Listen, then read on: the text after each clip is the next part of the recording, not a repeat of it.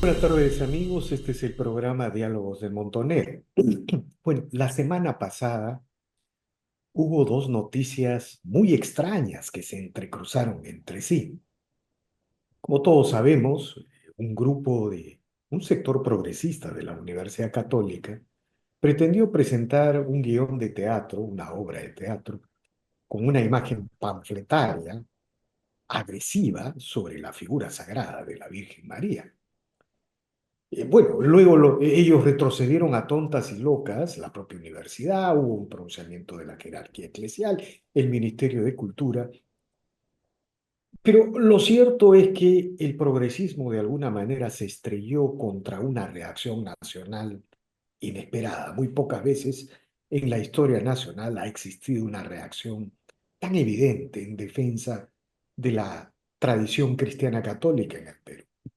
Al margen de opiniones, adhesiones y rechazos, ese es el resultado del análisis objetivo. De otro lado, la semana pasada, la estatua de Francisco Pizarro, conquistador del Perú, el hombre que inició el diálogo entre el mundo europeo y el mundo indígena, el autor, el constructor de este encuentro de dos mundos en el Perú, la estatua de Pizarro regresó a la Plaza de Armas de Lima. Y esto ha constituido todo un acontecimiento latinoamericano y mundial, porque en México, por ejemplo, hay muchas resistencias contra Hernán Cortés. En Bolivia, ni qué decir, es decir, en todos los países donde hay una alta presencia indígena, hay de alguna manera un discurso, una narrativa contra el hispanismo. Hay una leyenda negra vigente que palpita. En el Perú, el regreso de la estatua de Pizarro parece indicar lo contrario. De alguna manera, Lima se convirtió en la capital mundial de la lucha contra el wokismo. Este movimiento que nos señala que hay que estar alertas, el stay woke, el estar alertas, despierto frente a las exclusiones, las marginaciones de las minorías, y de los sectores sociales, de las minorías sexuales, de las minorías raciales, y que por lo tanto la forma de construir la justicia y la cultura en el mundo es creando una sociedad en base a identidades fragmentadas, no en base a lo que nos une, no en base a lo que nos hace converger, sino en base a las unidades fragmentadas. Y eso es lo que de alguna manera está generando una crisis terrible en las sociedades occidentales. Bueno, para hablar de estos temas, pero sobre todo, ¿qué significa el regreso de la estatua de Pizarro a la Plaza de Armas? El día de hoy hemos convocado a Rafael Aita, docente universitario, estudioso académico, también conocido como el Capitán Perú en los colegios nacionales, y él ha tenido la gentileza de aceptar esta conversación. Buenas, Rafael, gracias por la conversación. Hola, ¿qué tal? Encantado de estar en tu programa nuevamente. Rafael, pero antes de entrar en materia, tengo entendido que has publicado un libro de enorme trascendencia.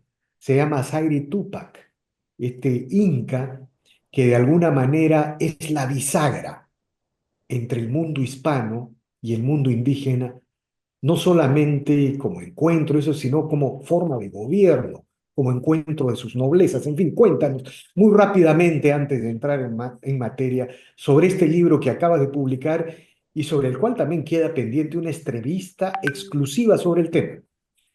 Así es, aquí tengo este libro, Sairi Tupac, el Inca de la Concordia, en donde vemos una carátula que resume el tenor del libro, que es este encuentro entre Sairi Tupac Inca y el virrey Hurtado de Mendoza, que sella la reincorporación de los incas de Vilcabamba a las panacas cusqueñas y lo que significaría una paz y la consolidación del sistema político del Perú. Así que un personaje muy importante, lamentablemente poco explorado, que este libro busca cerrar esta brecha. Y también acabo de publicar el libro de Fábulas de una sociedad moderna, el cual pues acabas de comentar de esta obra lamentable que se ha lanzado en la Universidad Católica y precisamente este libro busca hacer una denuncia de estos males de la sociedad, estas ideologías, pero en clave muy sencilla, utilizando fábulas, utilizando animales. De repente ahí por la carátula ya se pueden ir haciendo una idea de todas las ideologías Y representadas por cada uno de los animalitos. Rafael, ¿y cómo se puede conseguir estos libros, digamos, no solamente los intelectuales, los periodistas, sino los estudiantes, los escolares? ¿Cómo pueden ubicar estos libros? Que me contacten en mis páginas, en mis redes sociales de Capitán Perú, ya sea en Facebook o en YouTube como Capitán Perú o en Instagram como Capitán Peruano, me envían un mensaje y yo les puedo hacer llegar el libro. De acuerdo. Bueno, entremos en materia, Rafael. Queda pendiente una entrevista sobre Sairi Tupac. No se puede eludir esa entrevista, sobre todo en los temas culturales y esta guerra cultural que estamos desarrollando. ¿Qué significa el regreso de la estatua de Pizarro? Creo que en México las estatuas de Cortés están proscritas, ¿no es cierto? Así es. ¿No? Y mira, para hacer un paralelo, ¿no? Cortés y Pizarro es el reino de Nueva Castilla, el reino de Nueva España, los grandes centros del virreinato español en las Américas. ¿Qué significa el regreso de Pizarro a la Plaza de Armas? Quiero contestar esta pregunta con la posición y sobre todo la orientación que tiene la estatua de Francisco Pizarro en el pasaje de Santa Rosa, porque muchos se han sorprendido que Pizarro esté de forma lateral. De repente, lo más lógico hubiera sido colocar a Pizarro mirando de frente hacia la plaza, pero no está mirando hacia la plaza. Pizarro está de forma lateral, más bien mirando hacia donde está la iglesia de Santo Domingo. ¿Qué es lo que sucede? Esto fue intencional, porque esto tiene el mensaje que encierra la intención de la colocación de Francisco Pizarro y obedece a tres razones. La primera razón es que si se hubiera colocado la estatua de Pizarro mirando hacia la plaza, estaría cabalgando o como si estuviera atacando la huanca del cacique Taulichusco, lo cual nunca fue así. Pizarro nunca atacó a Taulichusco, más bien fueron aliados, más bien entraron en un convenio y por lo tanto se quería colocar a Pizarro y a Taulichusco a la par, como semejantes, como iguales, como el último gobernador de Lima antes de la llegada de los españoles y el primero luego de su fundación y de la llegada de los españoles. Esa sería la primera razón. La segunda fue que Pizarro, mirando hacia la plaza de armas, parecería como que estuviera entrando a la plaza en una posición agresiva, cuando esto no fue así. Pizarro nunca tomó Lima por la fuerza. Entonces no tenía sentido colocar que esté entrando agresivamente o a caballo, sino todo lo contrario. Pizarro defiende Lima del ataque de Quisuyupanqui. Y aquí está precisamente la tercera razón de su ubicación y de repente la más importante. Pizarro está mirando hacia el lugar donde se ubicaron las tropas de Quisuyupanqui para ingresar a Lima, en señal de defenderla más bien, ¿no? Entonces, el mensaje, ¿cuál es de su colocación? El colocar a Pizarro junto a Taulichusco, no frente a frente, sino junto, como muestra de lo que es el Perú, de lo que es lo hispano y lo andino en una unión. Y al mismo tiempo colocarlo como el que defiende Lima de que si no hubiera sido arrasada, como lo fue Jauja, y seguramente ya no hubiera sido capital del Perú, como Jauja, que fue la primera capital, pues perdió este estatus. Y por lo tanto, está rompiendo esta dialéctica de enfrentamiento y de oposición. Y esto es lo que responde la pregunta. ¿Cuál es la importancia de la colocación de la estatua de Pizarro frente a otros países como México? Pues México todavía mantiene ese discurso, esa dialéctica de lucha de opuestos, ¿no? En que lo hispano y lo andino y lo autóctono están perpetuamente enfrentados y están siempre pugnando por una situación de dominio. Se busca romper la dialéctica, romper la confrontación y ponerlo más bien como una Ahora, complementación, como una convivencia. ahora, con respecto a Pizarro, hay lo predominante hasta ahora, que eso ya empieza a cambiar radicalmente por la nueva historiografía que ha empezado a surgir, la divulgación, en la cual tienes mucho que ver tú, Rafael. Este, Pizarro siempre ha sido identificado con la leyenda negra, con la muerte de Atahualpa, el Ujú. cuarto de Atahualpa, el oro, Cajamarca. Pero en realidad, Pizarro es un hombre que en todo momento buscó una alianza con lo indígena, con los nobles indígenas, incluso se casó con una princesa indígena y su hija Francisca Pizarro debería ser considerada, en cualquier caso, una de las primeras, o si no, la primera mestiza, la primera representante de ese mestizaje, de esa peruanidad. Explícanos este mundo contradictorio en el cual ha viajado, se ha construido la figura de Pizarro. Sí, de repente para entender mejor esta situación tenemos que remontarnos a la situación previa a la etapa de la llegada de Pizarro, la cual fue la guerra fratricida entre Huáscar y Atahualpa. ¿Por qué? ¿Por qué es importante remontarnos a este momento? Yo creo que un aspecto de la vida de Francisco Pizarro que no se toma en cuenta y no veo que nadie lo haya mencionado, a excepción de cuando le pregunto a historiadores, le pregunto a investigadores sobre el tema y me terminan reconociendo que si Pizarro no hubiera llegado al Perú, Atahualpa hubiera mudado la capital de los incas de Cusco a Quito. Yo creo que esto es un elemento que no estamos tomando en cuenta los peruanos y no toman en cuenta los que atacan a Pizarro. Que si Pizarro no hubiera llegado, los que hubieran llegado después hubieran encontrado la capital de los incas en Quito. ¿Por qué? Porque los generales de Atahualpa arrasaron Cusco. O sea, su intención fue dejar a Cusco hecho cenizas, hecho polvo.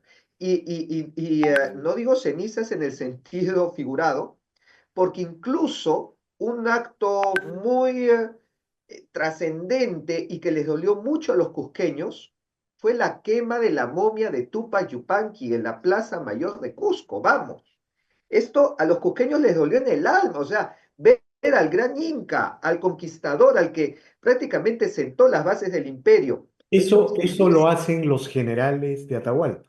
Eso lo hace Quisquis y Chalcuchímac, generales de Atahualpa. Esto sucede justo cuando Pizarro estaba llegando a Piura. Entonces, los generales de Atahualpa toman Cusco, masacran a la familia de Huáscar, ¿no? Matan a sus mujeres, a sus hijos, delante de sus ojos. Fue una cuestión cruentísima. Y queman la momia de Tupac Yupanqui. Claro, ellos habían sido conquistados por Tupac Yupanqui, ¿no? Porque ellos eran las tropas de Quito. En Cusco se le llamaba a los de Quito. Y es por eso que José Antonio del Busto menciona en la biografía de Pizarro que cuando Pizarro llega a Cusco, la libera de las tropas de Quito, ¿no? Entonces, y los de Quito habían sido conquistados por Tupac Yupanqui, así que para ellos fue su venganza. Y en el momento en que estaban pues totalmente derrotados y contra la pared en Cusco, llegan las noticias que unos barbudos habían llegado del mar y habían secuestrado, habían encarcelado a Atahualpa, que llegaba triunfante a tomar el poder, y que posteriormente lo ejecutarían. En Cusco festejaron la muerte de Atahualpa. En Cusco para ellos esto fue pues justicia divina.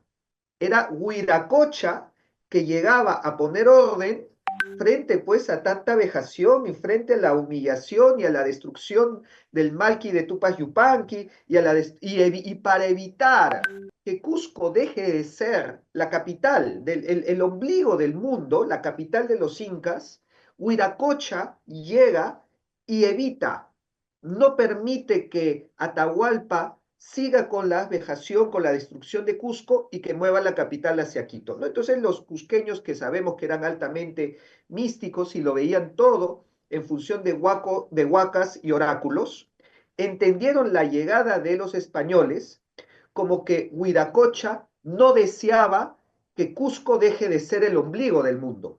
Y es por eso que reciben a Pizarro y a los españoles pues con holgura, dicen las crónicas de la época, o sea, los reciben con fiesta, con alegría.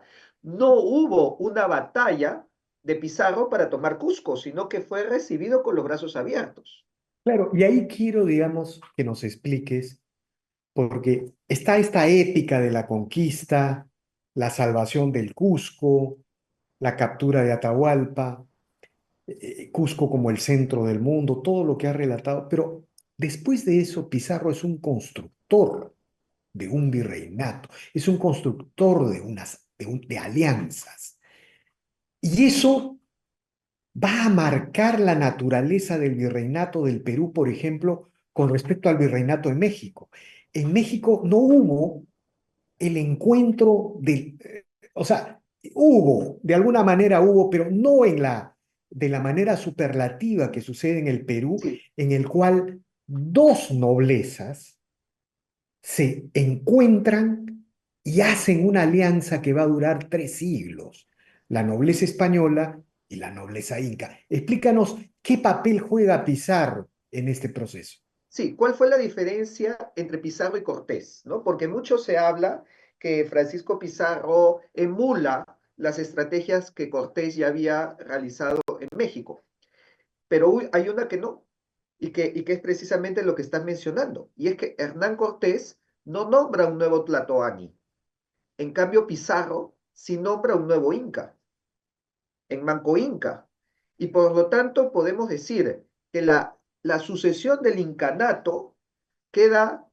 se perpetúa y queda asegurada gracias a Francisco Pizarro, porque si Francisco Pizarro simplemente hubiera dicho muy bien, listo, se murió Atahualpa, se murió Huáscar y aquí se acabaron los incas, no hubiéramos tenido ni una sucesión del Inca, ni hubiéramos tenido seguramente tampoco la nobleza inca de las Panacas que gobernó Cusco por los 300 años de virreinato, no hubiéramos tenido el matrimonio de la hija de Saidi Tupac, el cual está explicado en el libro, no hubiéramos tenido marquesado de Oropesa, y no hubiéramos tenido pues una serie de privilegios que no se tuvo en México, que no tuvieron las etnias originarias de México. Ahora, de otro lado, digamos, estas alianzas entre noblezas, digamos, la nobleza indígena empieza a reconocer incluso al rey español, como el Sí, Inca, ¿no? sí, Y por otro lado, Pizarro se casa con una noble indígena, ¿no? así es. Y su hija Francisca Pizarro es la heredera de una estirpe mestiza. Explícanos todos estos hechos porque, digamos, la figura, después te quiero incluso hablar de leyendas negras y más negras, ¿no? Pizarro como criador de cerdos. Creo que eso lo alimentó el propio Hernán Cortés, que estaba celoso de la gloria. Es que en el virreinato español, en la antigüedad, no la antigüedad entre comillas, la idea del honor y de la gloria era muy importante en el papel de los conquistadores. Cuéntanos todos estos hechos, Sí, por Rafael. supuesto. Más que Hernán Cortés, yo diría fueron los seguidores de Cortés que por enaltecer esta figura armaron una leyenda negra de Francisco Pizarro como criador de cerdos, algo que es cuestionable, que es parte más de habladurías que de hechos en sí. Sin embargo, que en mi caso yo no le doy mucha importancia porque lo considero irrelevante e incluso considero que si hubiera sido cierto, yo le da mayor valor a Francisco Pizarro como personaje y como historia de superación.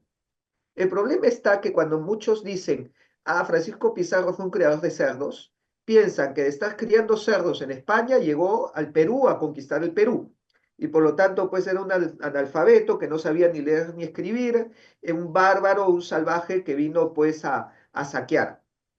Y no, definitivamente no fue así.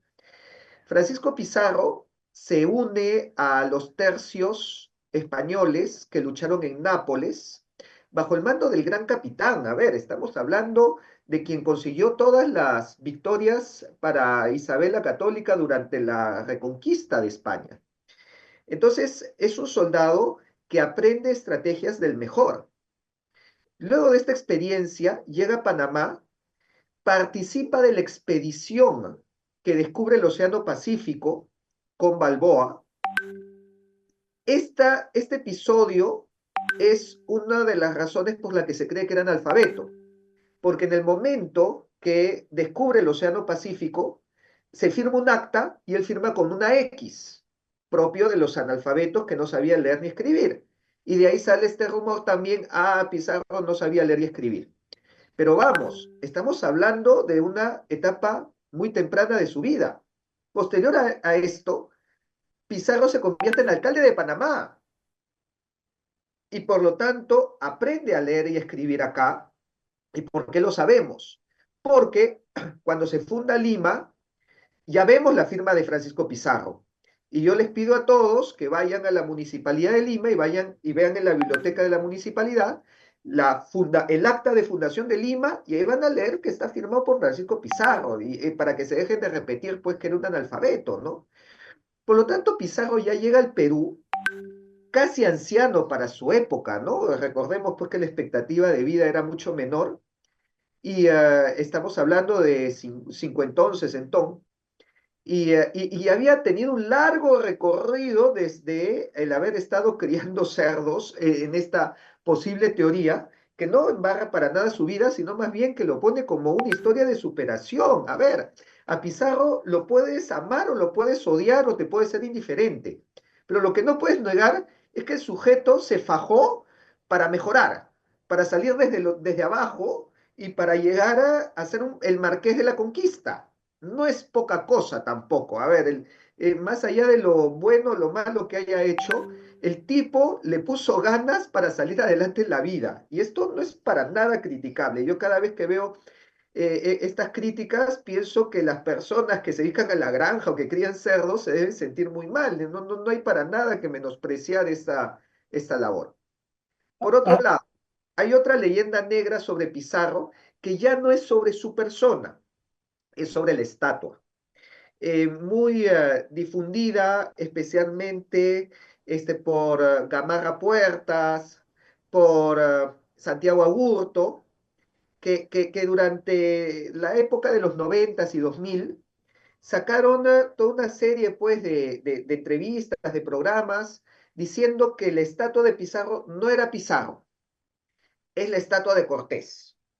Y de hecho, una de las razones por las que se retiró el año 2003 es porque se hizo oído a esta versión que dijo, bueno, pero si este no es Pizarro, ¿qué lo vamos a tener ahí? Pongámonoslo en otro lado.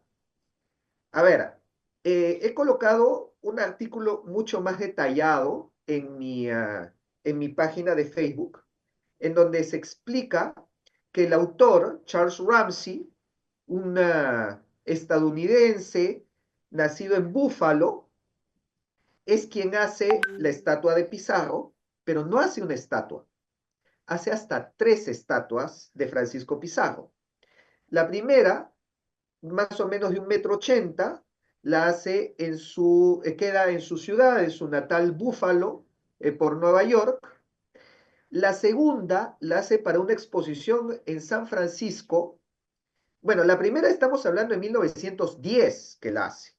Fíjate, la estatua de Francisco Pizarro de Lima es 1935. Así que estamos hablando de 25 años antes, este señor ya estaba haciendo estatuas de Pizarro.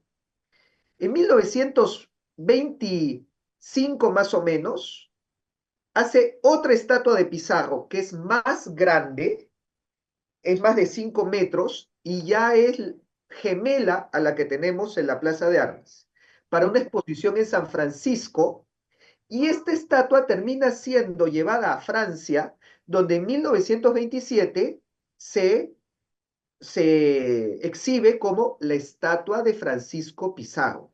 Ojo, para 1927 ya había muerto el autor de la estatua en mm, un accidente de auto y no se había hecho la fundición de la estatua que está en Lima. Esta segunda estatua de Pizarro, pues desde Francia pasa a su natural Trujillo de Extremadura. La mandaron a Trujillo, donde había nacido Francisco Pizarro, y es la que vemos el día de hoy ahí. Y para 1934 se funde, en base al molde de Ramsey, una nueva estatua de Francisco Pizarro, gemela a la anterior que se había expuesto en París, pero que ya se destina para Lima. Como el autor estaba muerto, esto lo hace su viuda. Así que sería imposible que este sea Hernán Cortés, Mm. porque, y es imposible esta versión que se ofrece primero a México y como México la rechaza, la venden a Lima como si fuera Pizarro, porque tenemos una historia de 25 años antes que el autor había estado haciendo De estatuas de acuerdo, Pizarro. de acuerdo, clarísimo, clarísimo, Rafael. Ahora, este regreso de Pizarro a la Plaza de Armas,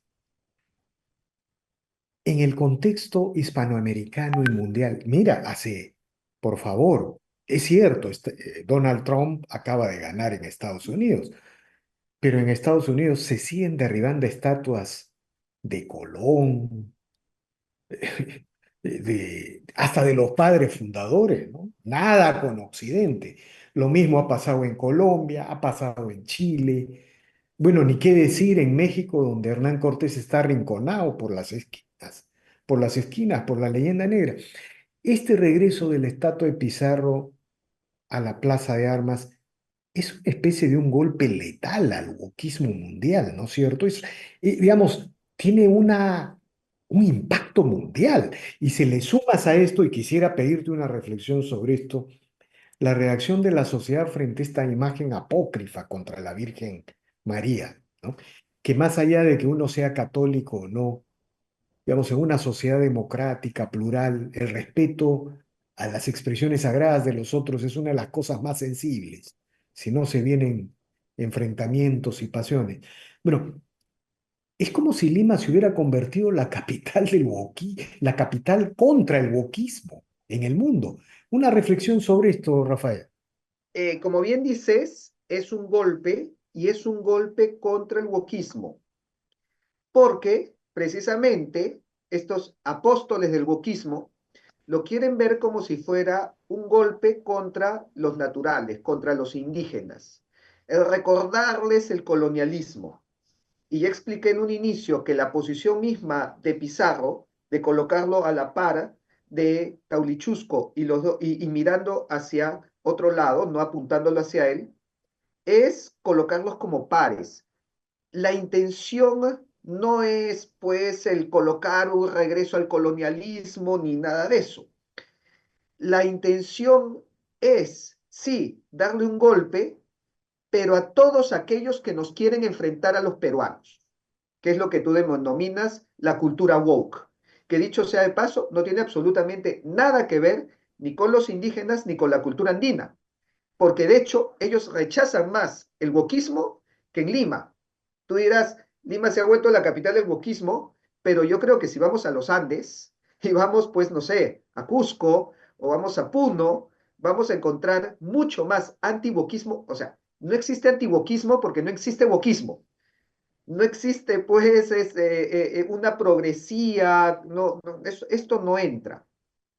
Sí existe una dialéctica de lucha entre conquistador y conquistado, que también hay que combatir, porque se busca combatir todo discurso que nos enfrente como peruanos. Todos aquellos que nos dicen que lo hispano y lo andino son irreconciliables, que el mestizaje no existe y que siempre estamos en una relación de dominio, de dominador y dominado, eso es lo que hay que acabar. A eso es contra lo que hay que apuntar. Entonces, sí, yo creo que Lima está encabezando esto, que el Perú en general, porque también he visto que en el interior están hartos de estos discursos, así que de repente no lo reduciría solo a Lima, pero sí porque es De un acuerdo. Mira, objetivo Rafael, te comento rebatir algo la más, narrativa. algo más. En Chile, por ejemplo, el 2019, cuando hubo el octubrismo, esta violencia por el transporte, que terminó en la Convención Constituyente, hicieron esa propuesta de constitución casi soviética que el pueblo chileno rechazó. En ese entonces, eh, el movimiento de izquierda, que también es un movimiento boquista, quemó más de 100 iglesias. Sí, Y una de las cosas que ellos hacían, eso se llama deconstruir, pues, ujú, deconstruir la cultura sí, colonial. Sacaban a los santos, a las vírgenes, a los santos, y en la calle los rompían a combazos, así es. combazos. Sí. Bueno, imaginar eso en el Perú es imposible, ¿no? Luego de este ensayo con esta imagen que han hecho apócrifa de la Virgen. Un comentario, Sí, Rafael? por eso, mire, a ver, viendo esa situación alienante y que viene desde potencias extranjeras que buscan desarraigarnos de nuestra identidad católica e incluso de nuestra identidad peruana misma y de nuestra identidad hispana, yo diría que en vez de estar peleándonos entre peruanos, pues estamos totalmente de acuerdo en hacerle frente a este wokismo, ¿no? Y mira, esto incluso también lo mencionan hasta indigenistas, porque yo he estado en charlas, en conversatorios, en donde me hablan de un oráculo que dicen que para que el Perú despegue, para que nuestros pueblos alcen vuelos, el águila y el cóndor deben volar juntos. Busquen el oráculo, lo he encontrado en blogs, lo he encontrado. Oye, yo escuchaba esto y decía, encantados, hay que darnos la mano. Y decían, ¿no? El águila representa un pensamiento occidental y el cóndor representa el pensamiento andino. Y el oráculo dice que los dos se deben unir para poder hacernos despejar. Perfecto, exacto. Eso es lo que hay que hacer, especialmente para hacerle frente a toda esta cultura que busca desarraigarnos, porque en Europa están totalmente desconectados de sus raíces, de su cultura. Es un movimiento antinacionalista, es un movimiento antirreligioso, es un movimiento que nos aliena y nos quita toda nuestra identidad. Y uno de los elementos más fuertes en el Perú es buscar nuestra identidad. Así que yo hago más bien la invocación a personas que sin ser hispanistas, incluso sin estar de acuerdo con Francisco Pizarro, pues dejemos de lado las diferencias y más bien seamos más fuertes, unidos en contra de esta cultura extranjera que si no nos ponemos firmes, también van a venir a querer arrasar todas nuestras raíces.